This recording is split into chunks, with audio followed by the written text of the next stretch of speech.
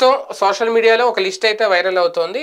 జనసేన ఏ ఏ స్థానాల నుంచి పోటీ చేయబోతోంది, తెలుగుదేశం పార్టీ ఎక్కడ పోటీ చేయడానికి గ్రీన్ సిగ్నల్ ఇచ్చింది అనేది. ఎందుకంటే ఒక రకంగా చంద్రబాబు పవన్ కళ్యాణ్ల మధ్య కుదిరిన ఒప్పందం, దానికి సంబంధించిన ఈ అవగాహన మేరకు ఒప్పందం కుదిరిందంటే 2009లో ఎక్కడైతే ప్రజారాజ్యం సీట్లు గెలుచుకుందో అవన్నీ మళ్ళీ తిరిగి జనసేనకు కేటాయిస్తున్నారు అనేది. ఇందులో భాగంగానే ప్రధానంగా ఉమ్మడి విశాఖ జిల్లాలో చూసుకుంటే 4 సీట్లు కేటాయిస్తున్నారంటే అందులో అవి ఒకటి గాజువాక, ఆల్రెడీ ఆయన మొన్న పోటీ చేశారు, 2 భీమిలి, అలాగే పెందుర్తి, యలమంచిలి, ఈ 4 ఇచ్చారు అనేది. ఎందుకంటే 2009లో ప్రజారాజ్యం గెలిచినవి 3, అయితే అనకాపల్లికి బదులుగా యలమంచిలి ఇస్తున్నారు ఇప్పుడు తాజాగా. అది అలాగే గాజువాక నుంచి జనసేనకు చెందిన పిఎస్సి మెంబర్ కోన తాతారావు పోటీ చేయబోతున్నారు అనే ప్రచారం జరుగుతుంది. ఈసారి పవన్ కళ్యాణ్ అక్కడి నుంచి పోటీ చేయరట. అలాగే 2019లో జనసేన తరపున విశాఖ తూర్పు నుంచి పోటీ చేసి ఓడిపోయారు ఆయన. బలమైన యాదవ సామాజిక వర్గం చెందిన కోన ఈయన రాజకీయంగా దాదాపు ఒక 3 దశాబ్దాల అనుభవం అయితే ఉంది. ఆయన టీడీపీలో విశాఖ జిల్లా ప్రెసిడెంట్గా కూడా పనిచేశారు.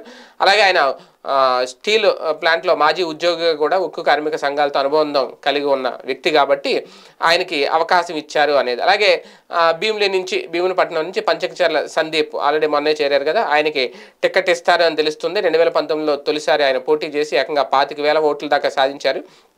దాదాపు లాస్ట్ 5 ఇయర్స్ నుంచి సందీప్ పార్టీ కార్యక్రమాల్లో చురుగ్గా పాల్గొంటున్నారు. చాలా కాలం క్రితమే పవన్ ఆయనకు భీమిలి టికెట్ హామీ ఇచ్చారంట, ఇప్పుడు అది చేయబోతున్నారు. అలాగే పెందుర్తి టికెట్ కూడా జనసేనకే దక్కబోతుందని ప్రచారం. విశాఖ జిల్లా ప్రెసిడెంట్ పంచకచర్ల రమేష్ బాబు ఎవరైతే ఉన్నారో మొన్న చేరారు కదా ఆయనకి ఇప్పుడు సీట్ ఇవ్వబోతున్నారు అనేది. అలాగే యలమంచిల్లో సుందరపు విజయ్ కుమార్కి జనసేన టికెట్ కన్ఫర్మ్ చేశారు.